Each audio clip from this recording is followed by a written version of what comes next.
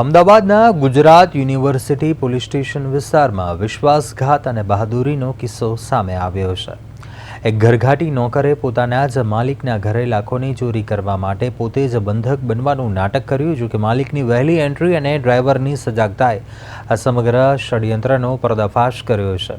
પોલીસે દિલ્હી સુધી તપાસનો દોર લંબાવી 24 લાખનો મુદ્દામાલ રિકવર કર્યો। ગુજરાત યુનિવર્સિટી વિસ્તારમાં રહેતા ફરિયાદીના ઘરે કામ કરતા શંકર આજ્ઞા પ્રસાદ નામના નોકરે તેના બે મિત્રો આકાશ અયાઝ સાથે મળી ચોરીનો પ્લાન ઘડ્યો હતો અને બનાવના દિવસે જ્યારે માલિક ડાયાલિસિસ માટે હોસ્પિટલ ગયા ત્યારે નોકરે પોતાના હાથ પગ બાંધી લૂંટ થયા હોવાનું તરગટ રચ્યું હતું।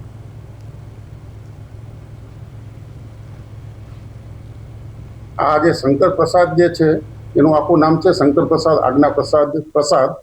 એ પોતે પણ દિલ્હીમાં રહેલો રહેવાસી છે, કાલાજી ગોવિંદપુરી એરિયામાં।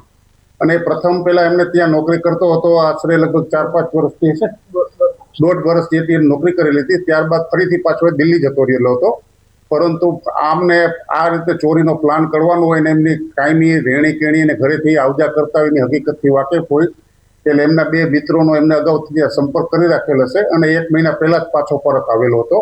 અને પરત આવ્યા દરમિયાનમાં જેમને ફરીથી આ એકલતા લઈને ધંધા ઉપર જાય અને જ્યારે ડાયાલિસિસ કરવા જાય ત્યારે પોતે આ ચોરી કરવાનો પ્લાન બનાવેલો હતો, પરંતુ એવો ત્યાં ડાયાલિસિસનો વધારે સમય હોય એટલે ફરિયાદીના પિતાજી જે છે એ જગદીશચંદ્ર અને એમનો ડ્રાઈવર રણછોડભાઈ એ થોડા 15 મિનિટમાં જ પરત આવી જતા એમનો પ્લાન આખો આ નિષ્ફળ ગયેલો હતો।